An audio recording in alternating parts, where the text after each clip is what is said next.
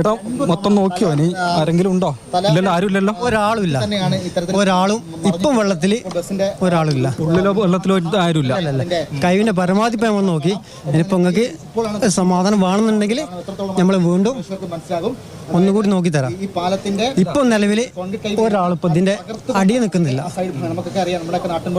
അതാണ് ഇപ്പം നമ്മൾ ഇതില്ല. നമ്മളൊരു ക്യാപ്റ്റൻ ഉണ്ടായിരുന്നു, ഷാജാൻ മോങ്ങൻ എന്ന് പറഞ്ഞ ഒരാള്.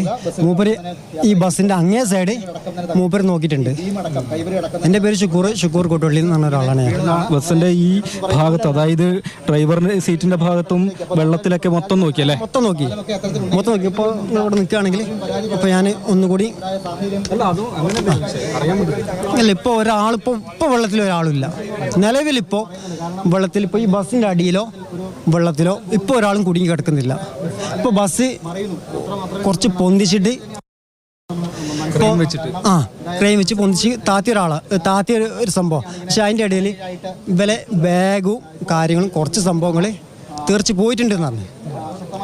അതിന് വേണമെങ്കിലുള്ള തെരച്ചിൽ നടത്താമെന്നുള്ളതല്ലാണ്ട് വേറെ സംഭവങ്ങളൊന്നും. ആൾക്കാരെ പുറത്തെടുക്കുന്ന സമയത്ത് നിങ്ങൾ ഉണ്ടായില്ലേ? ഇല്ല, ഞാൻ ആ സമയത്ത് ഇവിടെ എത്തുന്നേ ഉള്ളൂ. ആൾക്കാരെ പുറത്ത് കറക്റ്റ് എടുക്കുന്ന സമയത്ത് ഞാൻ ഇവിടെ ഉണ്ടായില്ല. പക്ഷെ ഞാൻ എൻ്റെ കഴിഞ്ഞിട്ട് ഒരു 5-10 മിനിറ്റ് ആംബുലൻസൊക്കെ പോകുന്ന സമയത്താണ് ഞാൻ ഇവിടെ എത്തുന്നത്. ആംബുലൻസൊക്കെ പോയിക്കൊണ്ടിരിക്കുമ്പോഴാണ് ഞാൻ ഇവിടെ എത്തിക്കൊണ്ടിരിക്കുന്നത്. ഫസ്റ്റ് സമയത്ത് ഞാൻ ഇവിടെ ഇല്ല. പിന്നെ കഴിഞ്ഞതിന് ശേഷം ഞങ്ങൾ റെസ്ക്യൂവിൻ്റെ ഒരു ശരി, എന്തായാലും അവിടെ രക്ഷാപ്രവർത്തനത്തിനൊക്കെ സജീവ സന്നദ്ധ പ്രവർത്തകർ എത്തിക്കൊണ്ടിരിക്കുകയാണ്.